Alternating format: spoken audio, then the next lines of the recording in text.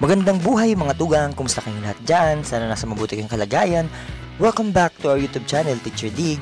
So for today's video ay magbibilang nga tayo ng barya sa alkansya at titingnan natin kung may discrepancy sa amount kapag nilagay na natin ito sa coin deposit machine. Let's go! At ayun na nga, aba may dalawang tig 20 pesos pa.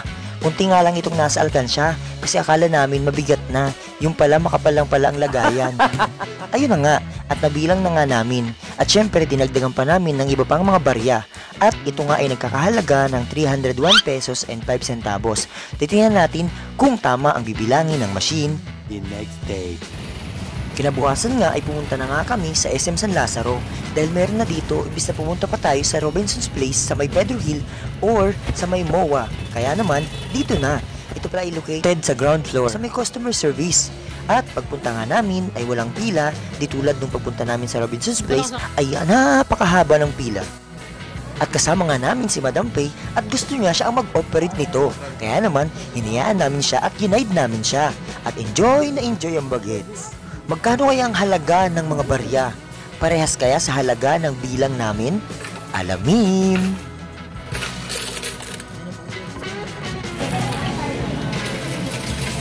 Lagay lang tayo.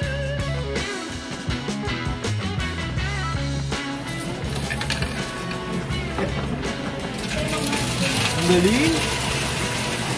Dami yan. Dami? Ayan, ilalim. Wait lang mo.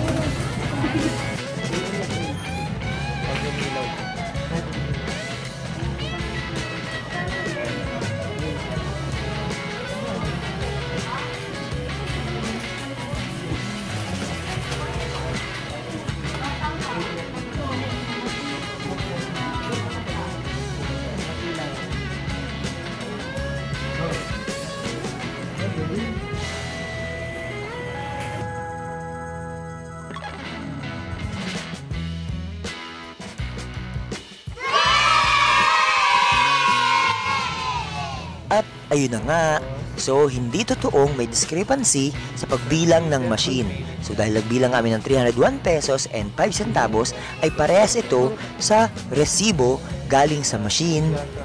Alright!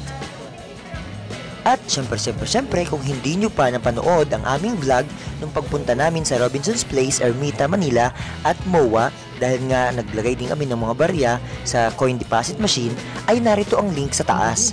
Click mo na. Sige na. Now na.